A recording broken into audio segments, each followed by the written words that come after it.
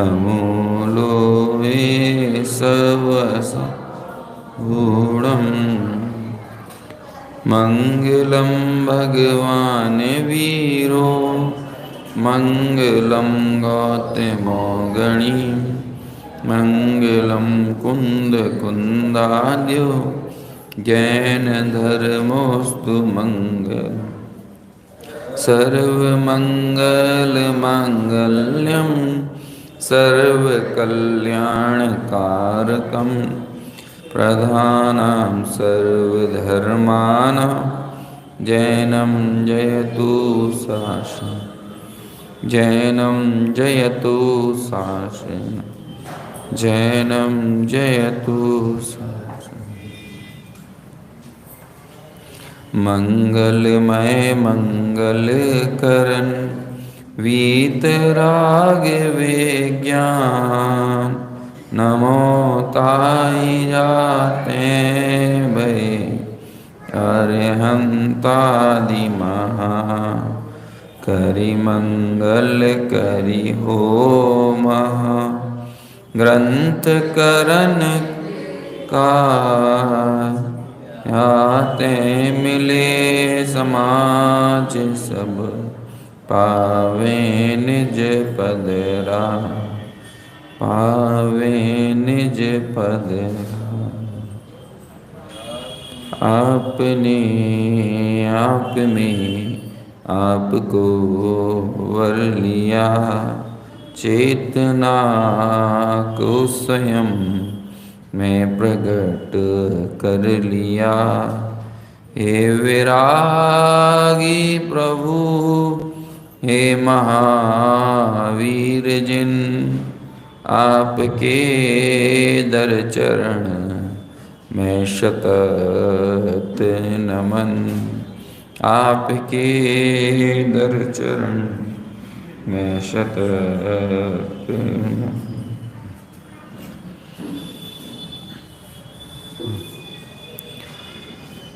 मोक्ष मार्ग प्रकाशक सातवां अधिकार सम्यक्त सन्मुख मिथ्या दृष्टि का प्रकरण।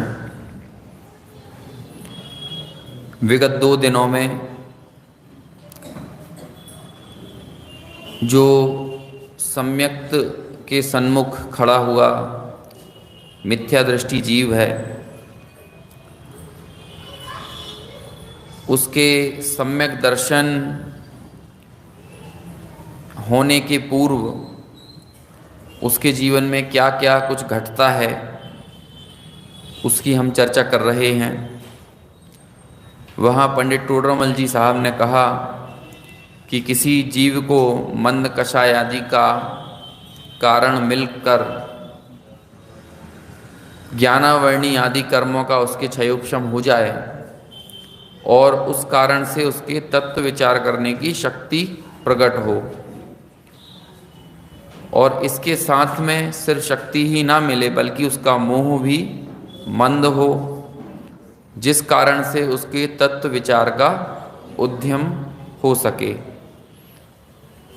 और बाहर में निमित्त उसे देव गुरु शास्त्र का प्राप्त हो जाए और उन देव गुरु शास्त्र के निमित्त से उसे सच्चे उपदेश का लाभ भी मिल जाए।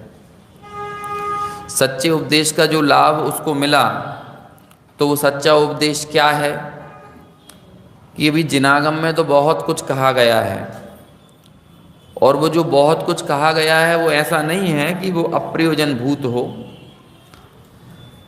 जिनागम में कही गई हर बात किसी न किसी के लिए किसी न किसी काल में और कहीं ना कहीं प्रयोजनभूत होती है।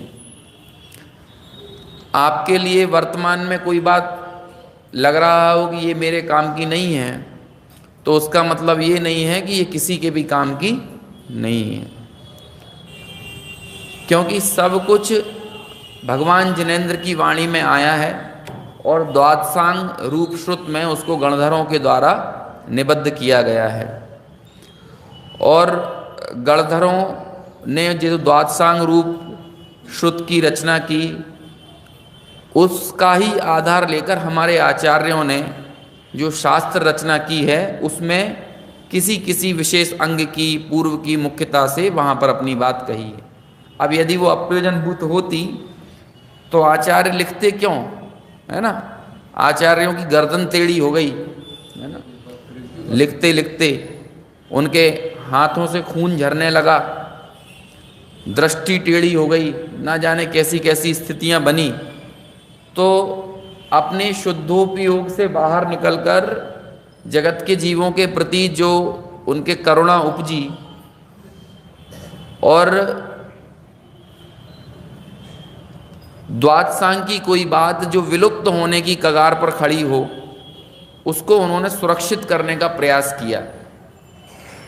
इसलिए कोई ये कहे कि यहाँ पर जो बात अभी आने वाली है, जिसके बारे में मैं परसों कह रहा था कि सम्यक दर्शन का एक सिलेबस तय करा है, तो अभी कोई ये पकड़कर बैठ जाए कि इतना ही पढ़कर हम इतिश्री कर लें और बाकी सब हमें कुछ पढ़ने सुनने जानने की ज़रूरत नहीं है। यदि कोई पढ़ता सुनता हो तो वो हमारे लिए ऐसा लगे कि ये तो सब अपना समय बर्बाद कर रहे हैं, तो ये ठीक नहीं है। क्योंकि जिनवाणी नब्ज देखकर चिकित्सा करती है। समझ में आया ना। डॉक्टर की मेडिकल जो उसकी शॉप हो, है ना, डॉक्टर की दुकान, अभी कोई डॉक्टर की दुकान नहीं होती, डॉक्टर का तो क्लिनिक होता है ना, लेकिन वो दुकान ही है। उधर भी सब तरह की दवाएं होती हैं। अभी कोई रोगी कहने लगे कि कोई भी दवा दे दो, या ये वाली डिब्बी अच्छी लग रही है ये दे दो, तो ऐसे काम नहीं चलता है। वो चिकित्सक भी, वैद्य भी रोगी का रोग जानकर उसका उपचार करता है कि इसके लिए किस चीज़ की आवश्यकता है।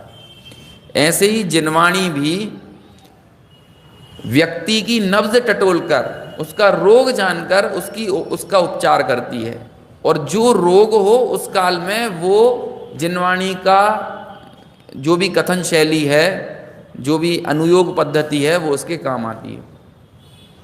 किसी को क्रियाओं का रस ज़्यादा लगा हो तो उसको अध्यात्म का उपदेश दिया जाता है। किसी को अध्यात्म का अजीर्ण हो गया हो तो उसके लिए चरणानुयोग कार्यकारी बनता है ना। किसी के लिए जीवन में परिणामों की संभाल की कद्र ना हो, भावों में बहुत जड़ता आ रही हो, तो उसमें उसके उत्साह से संचार करने के लिए, बुद्धि को सूक्ष्म बनाने के लिए उसे करणानुयोग कार्यकारी होता है। जीवन में प्रेरणा की कमी हो, उदयजन्य अवस्थाओं को देखकर मन विचलित हो रहा हो, तो वहाँ पर प्रथमानुयोग कार्यकारी होता है। तो इस तरह सभी चीज़ें, है ना, न्याय व्याकरण भी कभी कहीं किसी काल में, है ना, किसी न किसी के लिए कार्यकारी होता है। साथ ही साथ ज्योतिष वास्तु आदि भी कभी कहीं किसी किसी के लिए किसी काल में कार्यकारी होता है। कार्यकारी तो होता है, लेकिन अभी आचार्य कल्प पंडित टोडरमल जी साहब वो जो कभी कहीं किसी काल में जो कार्यकारी होने वाली चीज़ है उस पर फोकस नहीं कर रहे हैं, बल्कि यहाँ पंडित टोडरमल जी वो कह रहे हैं कि वो सारी चीज़ों का वजूद, उन सब चीज़ों का महत्व, उनकी सत्ता जिसके कारण से है, वो पहले में पहले करने योग्य काम क्या है, उसके लिए जो मूलभूत एक क्या कहना चाहिए, जो एक पाठ्यक्रम निर्धारित किया जाए जिससे तत्व विचार में उद्यम हो सके और तत्व विचार के उद्यम के लिए वो कार्य करना जरूरी हो, तो वो कुछ बातें यहाँ पर पंडित टोडरमल जी ने हमारे सामने रख दी हैं। समझ में आया। कोई कहने पहले में पहले, जी हाँ, पहले में पहले यही करने वाली बात है। कई लोग ऐसी बात करते हैं कि जब तक सम्यक दर्शन ना हो तब तक क्या करें, सम्यक दर्शन करो और क्या करो है ना। अरे हो ही नहीं रहा है तो क्या करें, अरे हो ही नहीं रहा है तो भी पहले में पहले क्या करो, सम्यक दर्शन ही करो। अरे साहब वो हो ही नहीं रहा है ना, तो क्या करें, क्यों नहीं हो रहा इसका विचार करो समझ में आया। लेकिन पहले में पहले क्या करो, सम्यक दर्शन ही करो। हमें मालूम है कि आप सम्यक दर्शन नहीं हो रहा है ऐसा कहकर आप हमसे एक झुंझुना मांग रहे हो, है ना, और उस झुंझुने को बजाते रहना चाहते हो। और फिर उस झुंझुनूए से अपने आप को धर्मी मानकर सम्यक दर्शन से दूर हट जाना चाहते हो। फिर लगेगा कि हमें सम्यक दर्शन तो करने जैसी कोई चीज ही नहीं है। लेकिन जहां लक्ष्य में से वो सम्यक की भावना चली जाए तो फिर सोच लीजिए ऐसे जीव को सम्यक दर्शन की उत्पत्ति कब होगी, कब उसे सम्यक दर्शन होगा। तो जो कुछ भी करने योग्य है वो करे, लेकिन पहले क्या करे, सम्यक दर्शन करे। सम्यक दर्शन के लिए ये भाव मिला है, समझ में आया। जो ये अभी क्या होता है ना, मैंने बोला भी था कि चीजें हमारे सामने से बार बार कर दी जाती हैं तो हमें उनका महत्व तो खत्म हो जाता है। ऐसे ही ये जब आचार्य देव कहते हैं, है ना, विद्वान कहते हैं कि भैया मुनिव्रत धार अनंत बार ग्रीवक उपजायो, तो पढ़ आत्म ज्ञान बिना सुख लेश न पायो, है ना।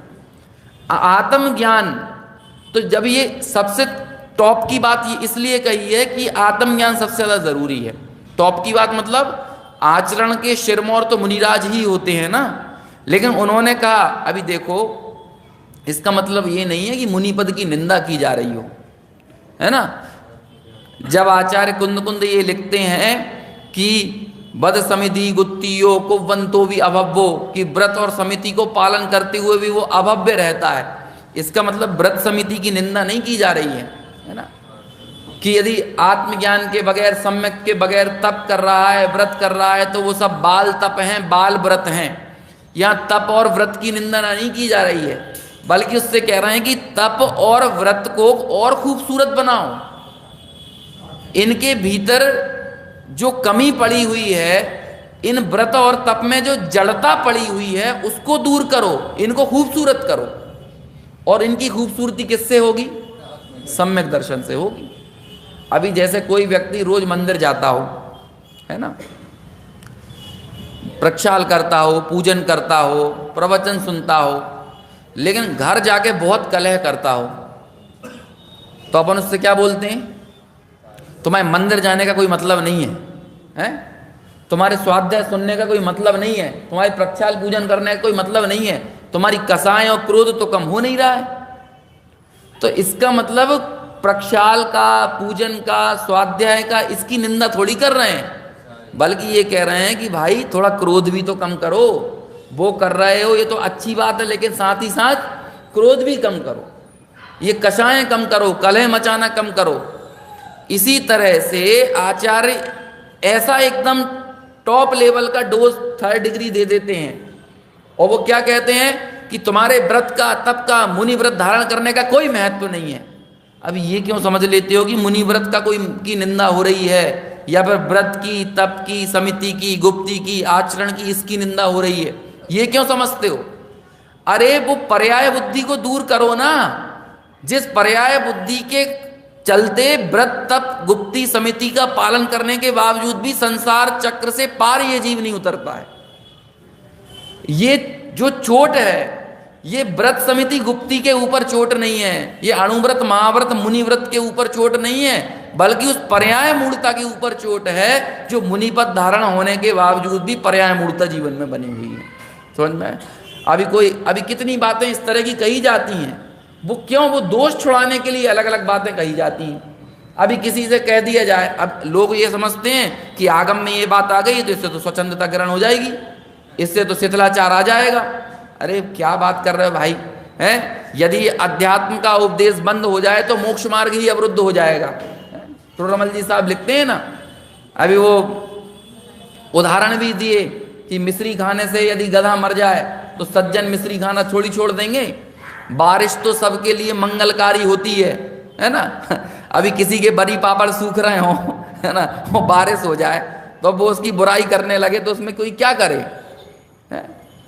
तो ऐसे ही यदि कोई अध्यात्म का उपदेश सुनकर यदि शिथिलाचारी हो जाए और वो भोगों में लग जाए तो इसमें आचार्य क्या कर सकते हैं? वो उपदेश तो बंद नहीं होगा ना। ऐसे ही ये सम्यक दर्शन का सिलेबस तय किया है, लेकिन कोई ये पकड़ के ये बैठ जाए कि बस हमें यही पढ़ने जैसा है और बाकी सब हमारे लिए क्या है, अप्रयोजन भूत है। तो मैं उसके लिए यहां पर पहले ये भूमिका बना दे रहा हूं कि वो अप्रयोजन भूत नहीं, कभी कहीं किसी काल में किसी को वो प्रयोजन भूत है। समझ में आया? लेकिन पहले में पहले करने योग्य कार्य जो है उसके लिए ये नक्की करना पड़ेगा कि यहां दिया ना, प्रयोजनभूत मोक्ष मार्ग, देव गुरु धर्मादि जीवादि तत्व, निज पर और अपने को अहितकारी हितकारी भाव। समझ में आया? ये जो कितनी चीजें हो गई, 5 हुई ना, प्रयोजनभूत मोक्ष मार्ग, देव गुरु शास्त्र, जीवादि तत्व, निज पर मतलब स्वपर, है ना, और अपने को अहितकारी हितकारी भाव। क्यों ऐसा कहा? क्योंकि ये प्रैक्टिकल है, इनको प्रैक्टिकल हम हमारे भावों के धरातल पर कर सकते हैं। हमें समझना पड़ेगा मोक्ष का स्वरूप क्या है। और देखो टोडरमल जी साहब जो है ना, मुझे ऐसा लगता है कि वो 9वें अधिकार से जो मोक्ष मार्ग का प्रकाश शुरू हुआ था, अभी तक तो संसार मार्ग का प्रकाश चल रहा था। जो इस ग्रंथ का नाम मोक्ष मार्ग प्रकाशक है वो तो कहाँ से सार्थक होने वाला था? 9वें अधिकार से। वहां उन्होंने इस चीज को पढ़कर ऐसा लगता है कि अब वो यही इस तरह से नए सिरे से जीव के मोक्ष मार्ग क्या किस तरह से शुरू हो, और ये संसार मार्ग और मोक्ष मार्ग के बीच में एक सेतु उन्होंने बनाया। वो सेतु किसका बनाया? उपदेश का स्वरूप। जो उपदेश का स्वरूप ऊपर लिखा ना, उनसे उपदेश का लाभ मिला। देखिए फिर मैंने क्रोनोलॉजी को समझना है ना, मैं बार बार बोल रहा हूं क्रोनोलॉजी को। पूरे आचार्य देव की यदि हम एक एक वाक्य के ठहराव के साथ उनकी दृष्टि को समझेंगे तो इस पूरे ग्रंथ में एक एक अधिकार एक सिस्टमैटिक क्रम के साथ है। एक एक पैराग्राफ, एक एक चैप्टर एकदम सिस्टमैटिक है। एक एक पैराग्राफ नहीं, एक एक वाक्य और एक एक शब्द बहुत सिस्टमैटिक है। टोडरमल जी की आगम साधना और साहित्य साधना दोनों की झलक यहाँ पर दिखती है, और उनकी प्रखर बुद्धि, उनका युक्ति का अवलंबन, उनके आगम का अभ्यास और परापर गुरुओं का उपदेश, तीनों यहाँ देखने को मिलता है। समझ में आया? टोडरमल जी का भी तो अपना निज वैभव है ना? समझ में आया ना? जिससे ये साहित्य की रचना हो रही है, ये ग्रंथ की रचना हो रही है। अभी देखो, मैं सिर्फ आपको एक जजमेंटल रूप से ये चीज बता रहा हूं। अभी टोडरमल जी साहब ने सम्यक दर्शन का एक सिलेबस बताया। क्या बताया? मोक्ष मार्ग, प्रयोजनभूत मोक्ष मार्ग, देवगुरु धर्मादि। अभी हालांकि देवगुरु धर्म का स्वरूप बता चुके हैं, लेकिन वहां पर देवगुरु धर्म का स्वरूप मुख्य नहीं था। वहां पर कुदेव, कुगुरु, कुधर्म, कुमत, इनका स्वरूप मुख्य था। वहां देवगुरु धर्म का स्वरूप नहीं था। अभी देवगुरु धर्म का स्वरूप तो आगे लिखते, उसकी शुरुआत कहां से की थी? मोक्ष मार्ग के स्वरूप से, मोक्ष सुख और उसकी प्राप्ति का उपाय। तो ये क्या प्रयोजनभूत मोक्ष मार्ग, मतलब नक्की तो करो पहले कि मोक्ष क्या होता है, क्योंकि मोक्ष की बहुत सारी धारणाएं चल रही हैं। ज्योति में ज्योति मिल जाए तो मोक्ष हो जाए, है ना? वापस से हम कहाँ पहुंच जाएं? ठाकुर के दरवाजे में पहुंच के उनके पैरों की सेवा करने लगे, उनके पैर दबाने लगे, ये मोक्ष है। सत्ता का नाश हो जाना ही मोक्ष है ना? कोई जन्नत का दरवाजा खुलेगा और वहां पर ऐसा कुछ होगा, ये मोक्ष है। मोक्ष की कितनी परिभाषाएं, निर्वाण की कितनी परिभाषाएं। तो टोडरमल जी ने शुरुआत कहां से की? प्रयोजनभूत मोक्ष मार्ग। पहले मंजिल तो तय करो, गंतव्य तो तय करो, और फिर उस गंतव्य तक ले जाने के हमारे प्रेरक, हमारे दिग्दर्शक, मार्गदर्शक कौन है? देवगुरु शास्त्र हैं। तो अगले नंबर पे किसको बताया? देवगुरु शास्त्र। 8वें अधिकार में क्या चर्चा की? उपदेश का स्वरूप। वो कहां से आ रहा है? उनसे सच्चे उपदेश का लाभ मिला, है ना? तो सच्चे उपदेश का लाभ, यहां तक की स्थिति उन्होंने। अभी सम्यक, ये आखिरी प्रकरण चल रहा है संसार मार्ग का। सम्यक सन्मुख मिथ्या दृष्टि मतलब 7वें अधिकार का अंतिम चैप्टर चल रहा है, और हर अधिकार के आखिर में अगले अधिकार से चीजों को जोड़ा है। हर अधिकार, पहले अधिकार की पूर्णता पर दूसरे अधिकार की शुरुआत नजर आती है, दूसरे अधिकार की पूर्णता पर तीसरे अधिकार की शुरुआत के बीज हैं। ये सब चीज है क्या? नहीं है? तो ये क्रोनोलॉजी को समझो, ये क्रम को समझो, कितना सा क्रम है। बात समझ में आ रही है कि नहीं? समझ में आया? तो 8वें अधिकार में क्या लिखा? उपदेश का स्वरूप। और वो उपदेश क्या है, उस उपदेश की शुरुआत में किस चीज को महत्व उनको देना है? क्यों? क्योंकि यहां पूरे द्वादशांग के प्रतिपादित करने की जिम्मेदारी लेकर टोडरमल जी नहीं आए हैं। मैंने कल कहा था कि हर चीज रेफरेंस में समझी जाती है। इस ग्रंथ का नाम क्या है? द्वादशांग का प्रकाश नहीं है, इस ग्रंथ का नाम क्या है? मोक्ष मार्ग का प्रकाश। क्या नाम है इसका? मोक्ष मार्ग का प्रकाश। तो मोक्ष मार्ग के लिए सबसे जरूरी पहले क्या? सम्यक दर्शन। और उस सम्यक दर्शन का पाठ्यक्रम क्या? ये चीज है ना। तो उपदेश कैसा होना चाहिए? और ये इतना सारा हमें जिनवाणी में उपदेश मिला है, इसे पढ़कर देखकर सुनकर तो हम बिलुड़ जाते हैं इसे देखकर तो हम क्या होता है, हमें समझ में नहीं आता शुरू करें तो कहां से करें, अभी क्या करें। तो इसलिए पहले बता दिया कि भाई उपदेश तो सब प्रकार का है, उसमें से कोई भी उपदेश आपके लिए अकार्यकारी नहीं है। और वहां पर अध्यात्म के उपदेश के महत्व को भी बताया, वो भी समझाया, उसको भी दिखाया। और बाद में क्या किया, वो सब बताने के बाद जब 9वें अधिकार में पहुंचे तो कहां पर आए? मोक्ष मार्ग। ठीक है ना।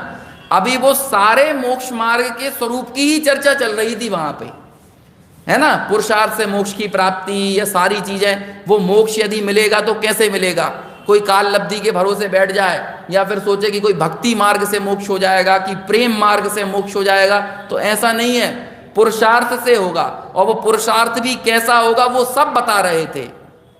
यहां पर क्या चल रहा था? प्रयोजन भूत मोक्ष मार्ग। जो टोडरमल जी ने सिलेबस बनाया ना, उस सिलेबस का पहला पॉइंट चल रहा था।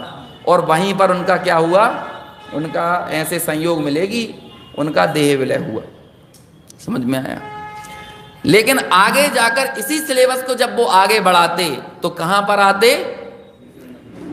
देवगुरु शास्त्र। और अभी जो देवगुरु शास्त्र का मोक्ष मार्ग में क्या प्रयोजन है ना? श्रद्धानम परमार्थानाम आप्तागम तपोव्रताम। यदि ये कथन कहा गया है तो इसके क्या मायने हैं, और कैसे देवगुरु शास्त्र के श्रद्धान में आत्मानुभूति के बीज छुपे हुए हैं, इसको समझाते। और हमारे जीवन में देवगुरु शास्त्र की श्रद्धा में क्या कमियां हैं ये बताते।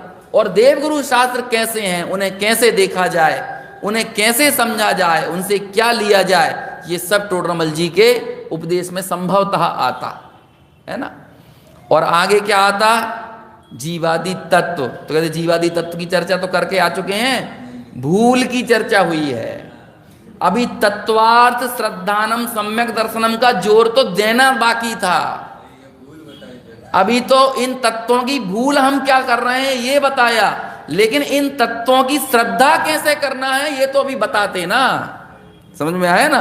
अभी तो देखो ये सारी, देखिए इस पूरे प्रकरण को हम उल्टा कर देते हैं तो संसार मार्ग बनता चला जाता है।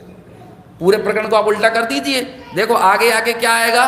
स्वापर और अपने को हितकारी अहितकारी भाव। अभी ये इसको पूरा प्रकरण को उल्टा कर दीजिए तो कहां पहुंच जाओगे आप पहुंच जाओगे वो ज्ञानावर्णी आदि कर्म, 4 गतियां, दर्शनावर्णी से होने वाली स्थिति, मोहनीय से होने वाली स्थिति, वो सारे प्रकरण तक पहुंच जाओगे।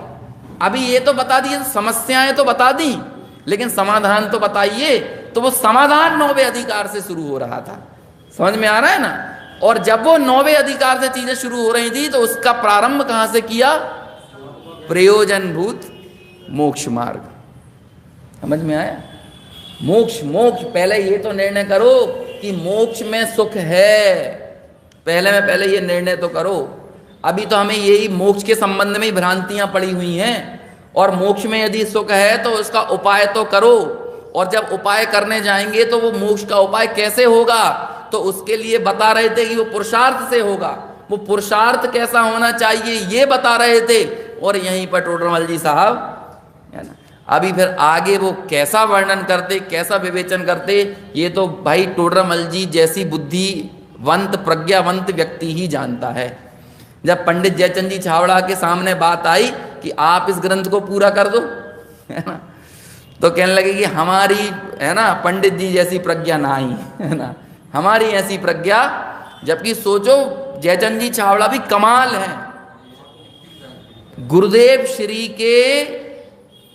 की बुद्धि में समय सार जो क्रिस्टल क्लियर था, उसका सबसे बड़ा श्रेय यदि किसी को हो तो जयचंद जी छाबड़ा की वचनिका को है। समझ में आया? क्यों? क्योंकि वचनिका के अभाव में समय सार पढ़ने वाले बहुत इधर उधर भटक गए हैं पहले।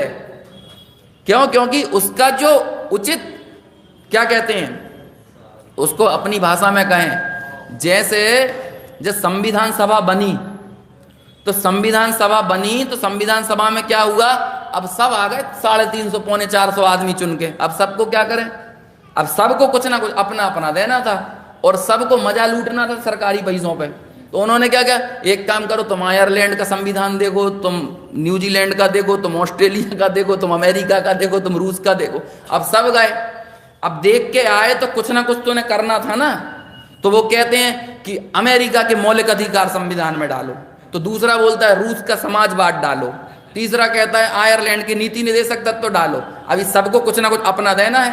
अभी सबकी माथा फोड़ी हो गई, क्योंकि सब अलग अलग देश, सबकी अलग अलग पद्धतियां, सब एक दूसरे के विरोधी। अभी संविधान बने तो बने कैसे? तो इतनी माथा फोड़ी हुई। तब क्या हुआ, तब वो एक आदमी बेचारा था जिसका नाम था भीमराव अंबेडकर, है ना। उसने उन सबके लाए हुए कचरे का कोऑर्डिनेशन किया।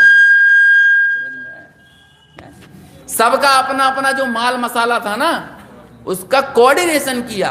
वो सिर्फ क्या थे, संविधान नहीं बनाया उन्होंने, वो ड्राफ्टिंग कमेटी के मेंबर थे, ड्राफ्टिंग कमेटी के अध्यक्ष थे, प्रारूप समिति के अध्यक्ष थे। उन्होंने सिर्फ कोऑर्डिनेशन किया, है ना। अभी मैं ये उदाहरण दे रहा हूं, ये थोड़ा सा गलत अर्थों को बताने वाला है, लेकिन इसे थोड़े हम सम्यक अर्थ में समझें। ऐसे ही सबकी अपनी अपनी दृष्टि थी। क्या थी कि 2000 साल पहले हुए आचार्य कुंद, अब उस पर 1000 वर्ष बाद हुए आचार्य अमृतचंद्र। अब अमृतचंद्र की टीका थी कैसी, दंडान्वय शैली, सीधी सपाट, पूरी गाथा का निचोड़ हृदय में लिया और उन्हें जो आनंद आया, और आनंद में ये बहते हुए एकदम चले गए और टीका लिख दी। और फिर जयसेनाचार्य हुए, उनकी टीका थी खंडान्वय एक एक शब्द को तोड़ तोड़ के टीका करने वाले थे वो, है ना। वो पूरी गाथा का भाव लेकर नहीं, एक एक शब्द के साथ चल के अर्थ करने वाले थे। उन्होंने खंडान्वय शैली में टीका लिखी। अभी उसके बाद फिर कलशों की रचना हुई तो उस पर कलश टीका आ गई, और अलग अलग तमाम तरह से टीकाएं आ गई। ऐसा सब जब हुआ तो जब कोई सबको पढ़ने लगा तो वो जान नहीं पा रहा था कि समय सार आखिर किस ध्येय के साथ आगे बढ़ रहा है। इसमें जितने भी टीका करने वाले थे, किसी का उद्देश्य गलत नहीं था, किसी का मंतव्य अलग नहीं था, लेकिन जो कहना चाहिए, जो समय के कारण जनरेशन गैप आता है ना। अभी जनरेशन गैप पिता और पुत्र में ही देखने को मिलता है भाई, 30 साल में।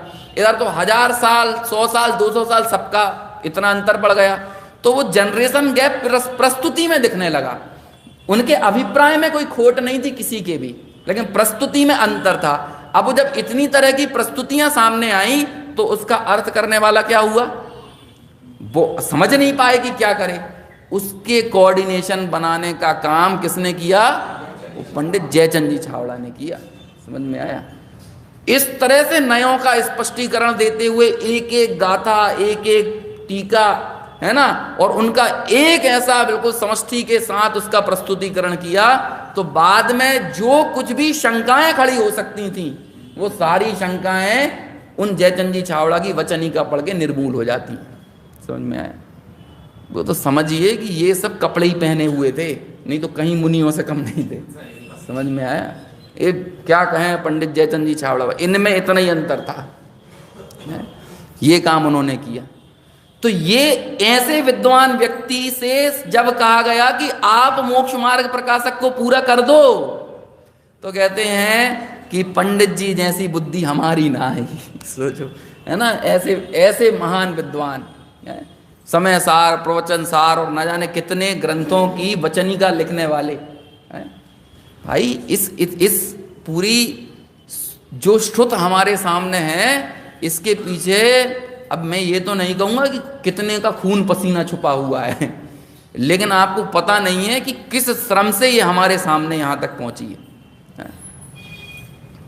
बहुत जोर लगा है, और सबके हृदय में हर व्यक्ति ये सोच लेता आज पढ़ता कौन है, आज पढ़ता कौन है, यदि ये सोच के चल रहे होते तो कोई काम नहीं करता, इसके ऊपर कोई भी काम नहीं करने वाला होता।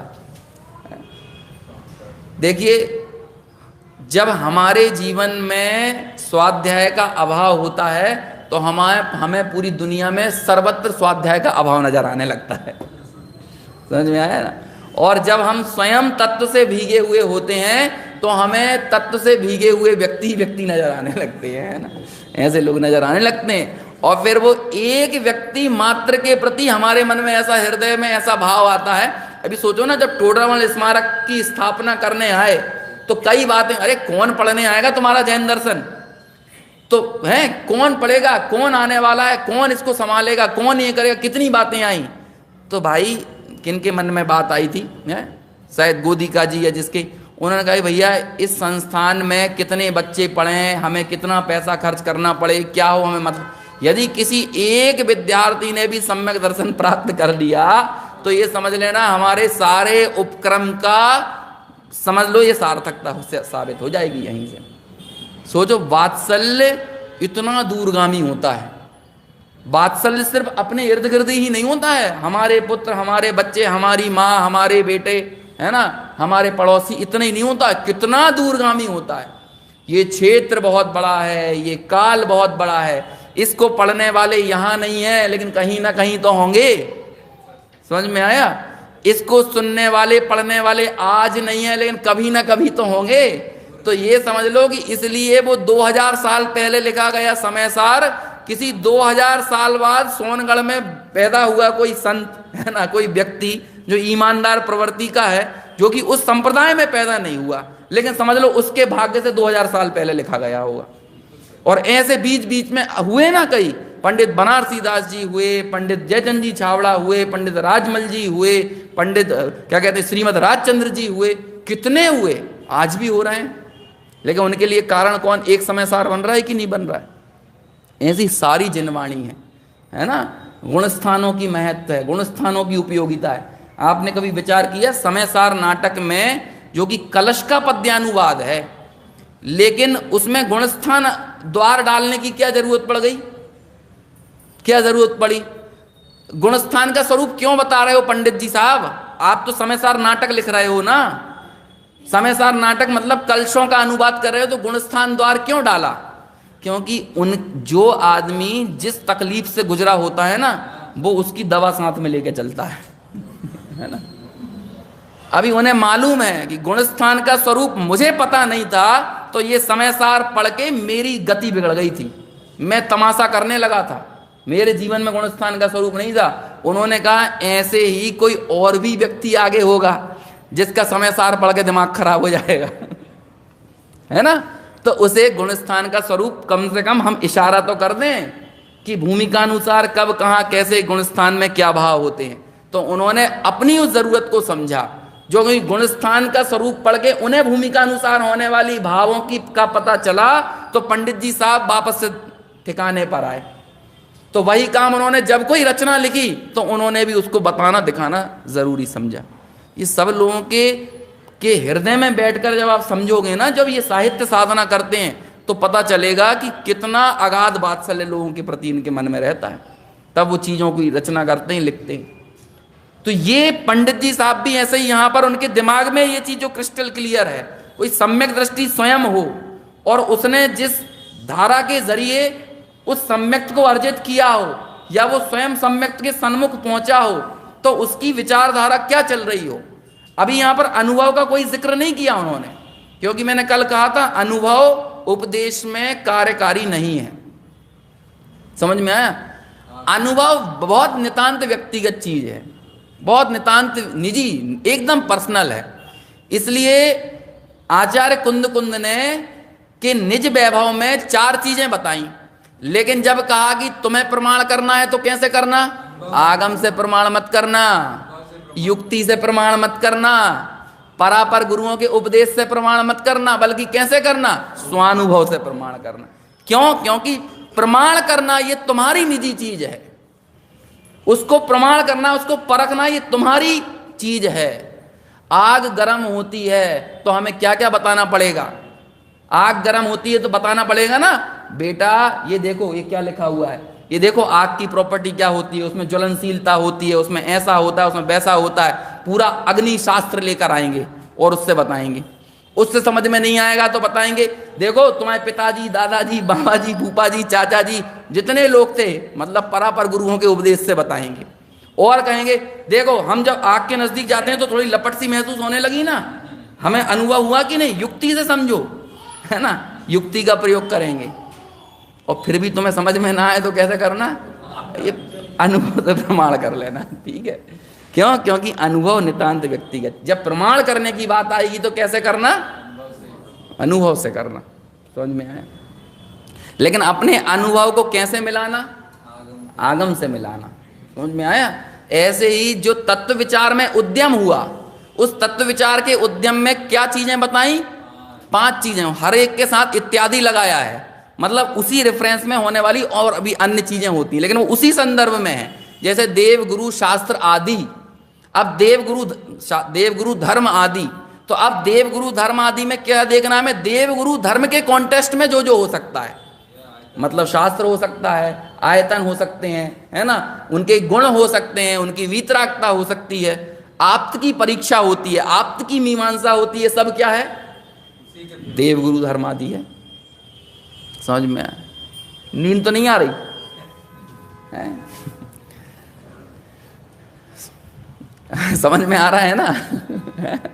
मतलब मेरी ऊर्जा ऐसे ही तो नहीं लग रही है, पता है ऐसे ही जा रही हो, समझना भाई है। और दूसरे नंबर पर क्या चीज ली, दूसरे नंबर पे, हाँ दूसरे नंबर पर देवगुरु शास्त्र, तीसरे नंबर पर जीवादि तत्व, ठीक है, चौथे नंबर पर स्वा पर। जानो स्वा क्या है, पर क्या है। और जब स्वा और पर को खोदने जाओगे, उसे क्या बोलते हैं, उसको वेदन करने जाओगे, वेदन, वावन धा धनुष का और ना एक शब्द आता, वेद, वेदने जाओगे उसको, वेदन, वेदन नहीं वेदन, है ना, वेदन करोगे तो कब तक वेदना है, वेदना नहीं वेदना है, मतलब उसको चीर फाड़ करना है। स्वा और पर की चीर फाड़ कब तक करना है, कब तक करना है, हाँ वो तो आगे बात आएगी। स्व में स्वपना, जैसी पर्याय में अहम बुद्धि है ऐसी आत्मा में अहम बुद्धि ना हो जाए। और आत्मा में अहम बुद्धि जब आप करने जाओगे तो वेदन के रास्ते में क्या क्या आएगा, सबसे पहले आएंगे संयोग, उसके बाद आएगा शरीर, उसके बाद आएगा कर्म, उसके बाद आएगा पुण्य पापादि भाव, उसके बाद आएगा, है ना, हमारे स्वयं की क्या एक समय की पर्याय, उसके बाद आएगा गुणभेद, उसके बाद आएगा वो वेदन करने वाली दृष्टि खुद। समझ में आया? वो खुद भी आएगी। और वो दृष्टि अपने आप को अलग रखकर वो ध्रुव को कभी अपना नहीं बना सकती है। क्यों? क्योंकि वो दृष्टि यदि रास्ते में कहीं अड़ रही है तो वो भी ध्रुव के रास्ते में एक बहुत बड़ी बाधा है। समझ में आया? तो आखिर में वो क्या करेगी, अपने को जिंदा रखकर कभी समर्पण नहीं होता है। समझ में आया? पूर्ण समर्पण का मतलब ये नहीं होता है कि खुद को जिंदा रखा जाए। तो दृष्टि अपने आप को जीवित रखकर ध्रुव के लिए समर्पण नहीं देती है। वो इसलिए जब दृष्टि से पूछा जाए तुम क्या हो, तो कहते हैं मैं ध्रुव के अहम का नाम दृष्टि नहीं है, स्वयं ध्रुव का नाम ही दृष्टि है। समझ में आया ना? बाबूजी की पंक्तियां हैं, बहुत गहरा, क्या कहें, ऐसा लगता है कि ऐसी जबरदस्त आविष्कारात्मक व्याख्या है, उसका प्रस्तुतिकरण गजब है ना। ध्रुव का अहम नहीं बल्कि वो खुद ध्रुव है। तो ये स्वा पर, ये सम्यक दर्शन के लिए जरूरी है, स्वा पर। तो ये जब स्वा पर का ऐसा भेद करोगे, अरे आप समय सार उठाइए ना, तीसरे नंबर की गाथा ये पर द्रव्यों से भेद विज्ञान कराती है, छठे नंबर की गाथा पर्यायों से भेद कराती है, और 7वें नंबर की गुण भेद से। ये तीनों ही चीजें क्या हैं, पर हैं। लेकिन इतना होने के बाद भी कौन सी चीज रास्ते में आती है, तो कहते हैं वो खुद जो ये काम कर रही थी, वो दृष्टि खुद। समझ में आया ना?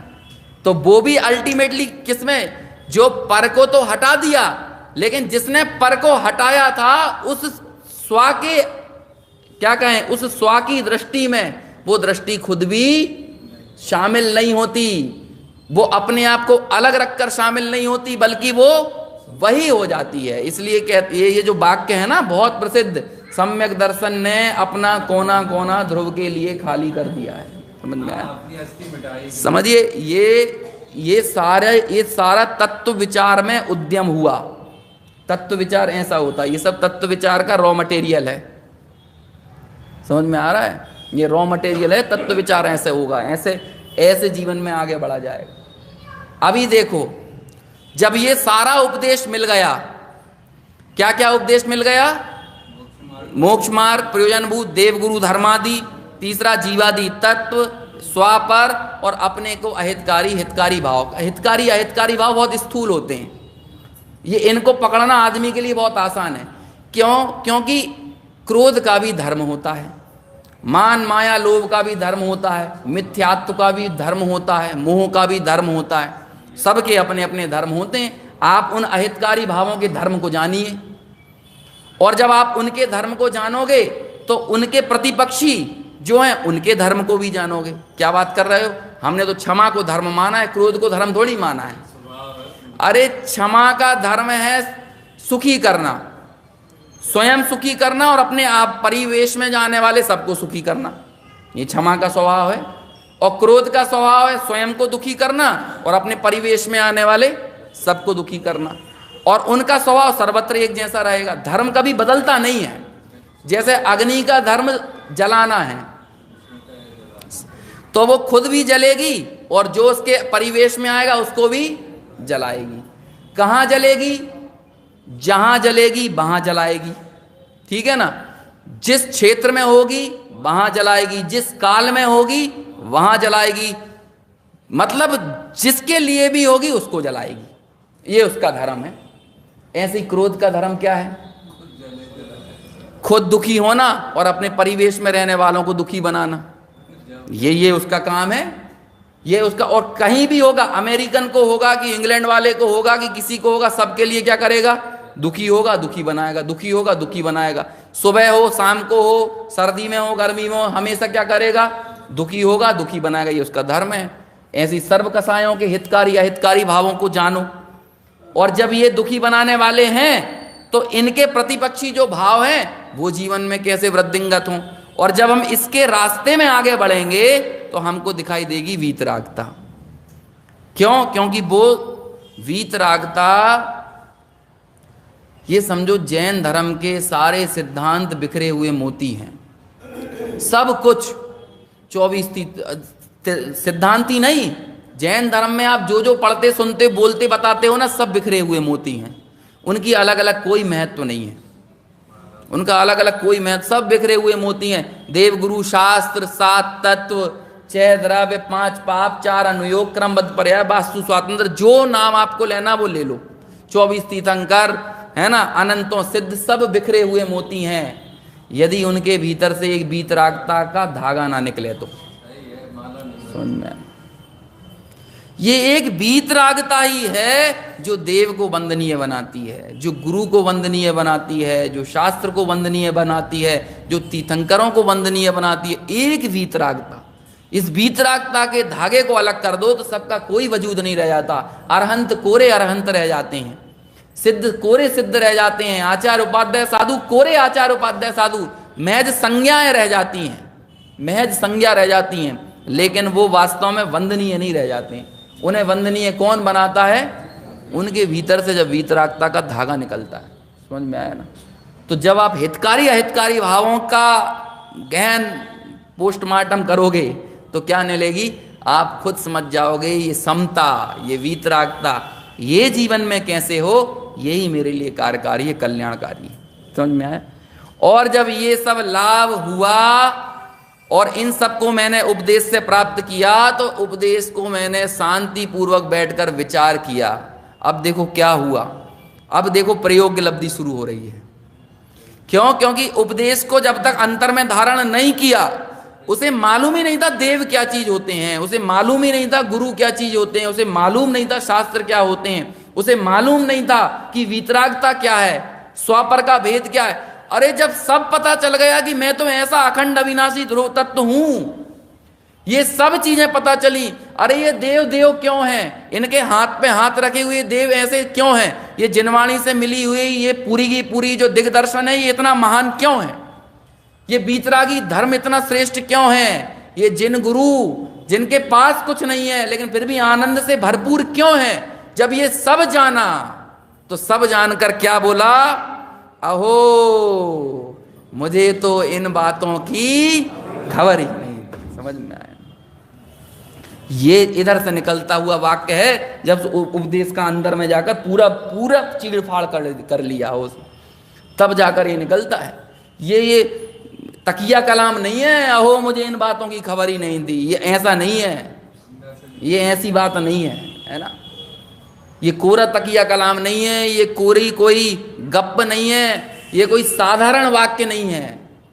ये बैठ के समझो कि जब तत्व का उपदेश का उसे लाभ हुआ और उस उपदेश का इतना गहन अध्ययन करके उसने सब समझा, स्व क्या, पर क्या, देव क्या, गुरु क्या, शास्त्र क्या, मोक्ष मार्ग क्या, हितकारी अहितकारी भाव क्या, क्या मेरा स्वरूप है, जब ऐसे अपने स्वरूप का उसको अवभाषण हुआ तब वो कहता है, अहो मुझे तो इन बातों की खबर ही नहीं। ये जो आनंद की तरंगें उठी, यहां पर प्रयोग लब्धि अपना काम करती है। फिर होगा वो स्थिति कांडक घात, अनुभाग कांडक घात, जो करना है करो, वहां जाकर अलग अलग करने नहीं जाना पड़ेगा। अभी वो सम्यक दृष्टि नहीं जाएगा कि मुझे ज्ञानावर्णी दर्शनावर्णी इन प्रकृतियों को ऐसा रोकना है, अभी अप्रशस्त का अनुभाग कम करना है, अप्रशस्त की स्थिति को कम करना है, प्रशस्त का अनुभाग और इसको बढ़ाना है, ये नहीं करेगा, है ना। ये काम उसे करने नहीं जाना है। ये जो आनंद तरंगे उत्पन्न हुई हैं, इन आनंद तरंगों में सहज ये ताकत है कि वो प्रायोगिक लब्धि में होने वाले काम वहां पर होना चालू हो जाते हैं। समझ में आया? अहो मुझे तो इन बातों की खबर ही नहीं। क्या क्या था? फिर उसे अपना अज्ञान पता चलता है। अपने अज्ञान का पता लगना ही सम्यक ज्ञान है। समझ में आया ना? क्या है सम्यक ज्ञान? अरे मिथ्या ज्ञान एक हौवे का नाम है, हौवा है एक, और क्या है। और जिस बच्चे को पता चल जाए कि हौवा की सत्ता ही नहीं होती है तो हौवे का डर भी चला जाता है। समझ में आया है? तो पता चल गया ना, अपना अज्ञान उसे पता चला। तो अब जब अपना अज्ञान पता चला तो क्या बोला, मैं तो भ्रम से भूलकर प्राप्त पर्याय में ही तन्मय हुआ। ये भूल थी उसकी, जो पर्याय मिलती थी मैं उस पर्याय में ही तन्मय हुआ, या तो इस असमान जाति पर्याय में तन्मय हुआ, या फिर अपने परिणामों की उतार चढ़ावों में मैं तन्मय हुआ। कुल मिलाकर मेरा जो राग था इस लय धर्मा पर्याय के प्रति ही बना रहा, ध्रुव के प्रति मेरा कभी भी अहम जागृत नहीं हुआ। ये कहां से हो रहा है? ये उपदेश का अब अंदर में प्रयोग चालू हो गया है, इसलिए प्रायोगिक लब्धि प्रयोगी है ना। अभी हुआ ना, पता चला कि मैं तो भ्रम से भूलकर प्राप्त पर्याय में ही तन्मय हुआ, परंतु इस पर्याय की स्थिति तो थोड़े काल की है। अभी टिके रहने के लिए अस्थिर चीज पर लक्ष्य कैसे डालें? जो खुद नहीं टिकी रहती है उस पर लक्ष्य करके मैं कैसे टिका रह सकता हूं? जब उसका लक्ष्य रह के मुझे नित्यता का वेदन कैसे हो सकता है जो स्वयं अनित्य है? उस अनित्य के जरिए मैं पूर्ण सुख को, नित्य सुख को, शाश्वत सुख को कैसे प्राप्त कर सकता हूं? समझ में आया? इस पर्याय की स्थिति तो थोड़े काल की है। समझ में आया?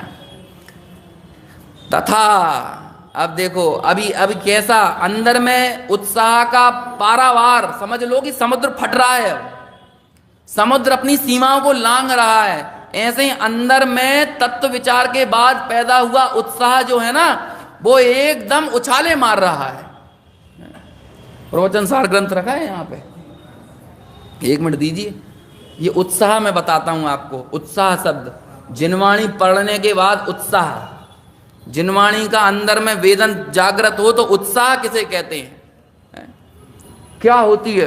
अरे बाढ़ आ गई है, ये बाढ़ आने के बाद के लिखे गए शब्द हैं अंदर में। बाढ़ आने के बाद कैसा होता है देखिए, गाथा शायद 86 नंबर की गाथा की टीका में,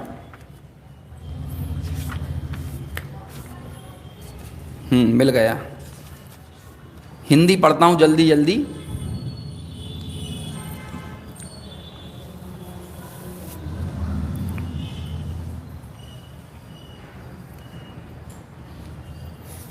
छियासी नंबर की है कि वहां पर एक शब्द आया है आनंद का उद्भेद, है ना, आनंद का उद्भेद। तो जब उसको उस गाथा के प्रवचन में गुरुदेव श्री ने मालूम क्या बोला कि सोनगढ़ के पास कोई सी एक नदी थी, कौन सी नदी थी मुझे उसका नाम याद नहीं आ रहा, तो कहते हैं कि जब वो नदी में बाढ़ आती है तो वो रोके नहीं रुकती है, वो पूर का पूर वो आगे बढ़ी जा रही है, बढ़ी जा रही है, ऐसा बाढ़ आता है। ऐसे ही सारेदय जनों को ऐसे आनंद का, हाँ देखो मिल गया, मैं पढ़ता हूं, है ना, शुरुआत से पढ़ता हूं।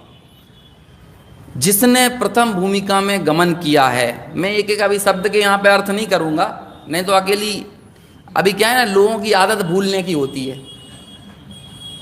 हैं? अभी लोगों को यही याद नहीं है कि मैं 5 साल पहले यहाँ आया था, तो अभी लोगों को ये तो याद करा ही नहीं सकता कि 5 साल पहले मैंने ये गाथा चलाई थी। हैं? उस समय 10 लक्षण के बीच में बकरा ईद पड़ी थी, है ना, और उस समय जिस दिन ईद पड़ी थी संयोग से उस दिन 85वें नंबर की गाथा आई थी, और 85वें नंबर की इसलिए मेरे को याद है, और उस 85वें नंबर की गाथा में आया था कि मोह का चिन्ह क्या है? तो मनुष्यों और त्रियंचों पर बरतने वाली करुणा मोह का चिन्ह है ना। इत्तेफाक से वो चीजें वहां से रिलेट हुई थी।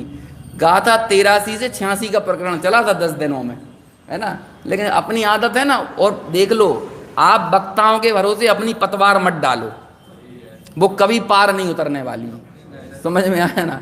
नियमित अभ्यास का स्वयं उपक्रम करो, नियमित पढ़ने का, नियमित स्वाध्याय करने का स्वयं अभ्यास करो, तब जाके काम हो सकता है। ये अपनी आदत डालो। बेचार कला तो स्वाध्याय जो ही यही चाहिए, है ना। दो बेचार कला नहीं हो रहा तो यहाँ आधे घंटा नहीं पढ़ पा रहे हैं, 2-4 घंटे की बात तो बहुत दूर की है।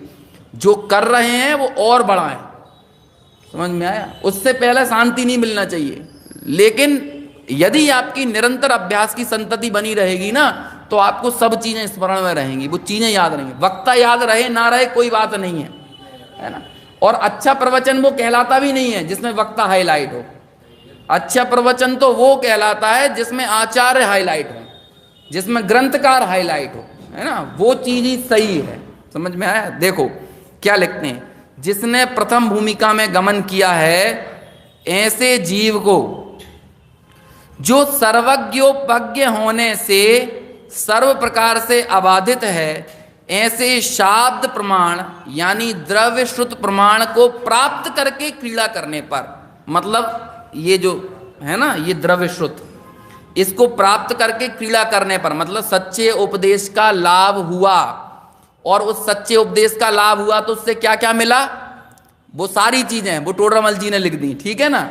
ऐसे और क्रीड़ा करा, उसमें एक एक चीज को समझा। जैसे बच्चे जब खेलते हैं तो उनको पता नहीं होता कि बाहर क्या चल रहा है, कुछ पता नहीं रहता उनको। उन्हें चोट लग जाएगी तो घर आके मम्मी को बताते हैं, वहां तो वो झरा के अपना पैर वो खेलने लगते हैं। ऐसे क्रीड़ा इतने तन्मय हो गए, ऐसे ही अभ्यास में ऐसा तन्मय हो कि जब 6 महीने तक खाने में नमक नहीं था तो पता ही नहीं था। ये होती क्रीड़ा करना, समझ में आया ना। क्रीड़ा करने पर उसके संस्कार से विशिष्ट संवेदन शक्ति संपदा प्रकट करने पर साहृदय जनों के हृदय को आनंद का उद्भेद देने वाले, आनंद का उद्भेद साहृदय जनों को ही होगा, है ना, कुहृदय जनों को नहीं होगा। साहृदय, जिनका हृदय साहृदय हो। और साहृदय कौन है? जो संवेदनशील है।